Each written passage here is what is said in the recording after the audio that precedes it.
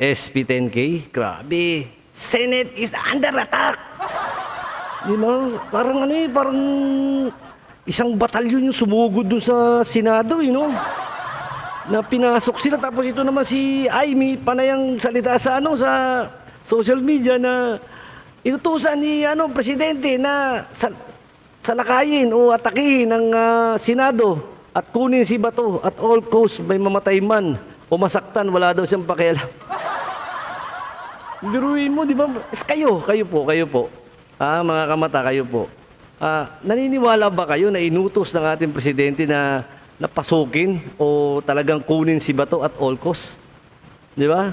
Kasi tandaan niyo po, kapag inutos ng presidente na kunin si Senator Bato at all cost dyan sa loob ng Senado, tandaan niyo po, kukunin yan.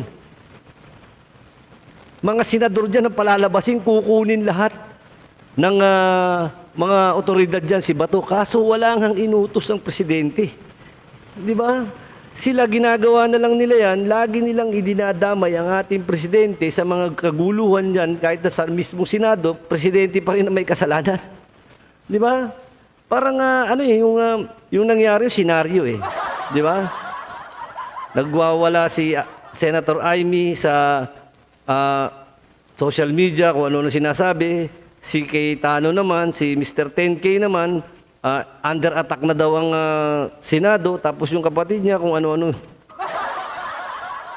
Di ba? Tapos nawawala na sa eksena si Bato at saka si Robin. Di ba? Tapos bigla na lang tayo na wala na pala si Senator Bato sa Senado. Di ba? Kasi alam niyo po kasi si Bato na rin mismo ang nagsabi na ang kumumbinsi sa kanya para pumunta na Senado at pumasok itong si Alan 10K Cayetano. Ayan po, sinabi po ni Senator Bato, malinaw pa sa sikat ng araw yan yung sinabi niya. Di ba? Kaya siyempre, pumatin si Bato, pumunta ron. Tandaan niyo po, hindi lang basta-basta sinabihan yan. Naniniwala ba kayo, sinabihan lang yan na pumasok ka, kailangan natin ng boto mo. Ganun lang ang sasabihan. Meron pang ibang sinabi yan.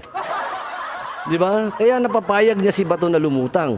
Tapos nung nandiyan na si Bato, nanalo na siya. Ngayon hinaharas na si Bato at kailangan ng arestuhin. Yun na. Di ba?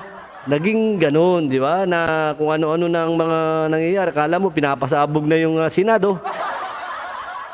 Di ba? Kasi alam nyo, masisisi nun, kapag nahuli si Senator Bato at dadala ng dahig itong si Senator 10K.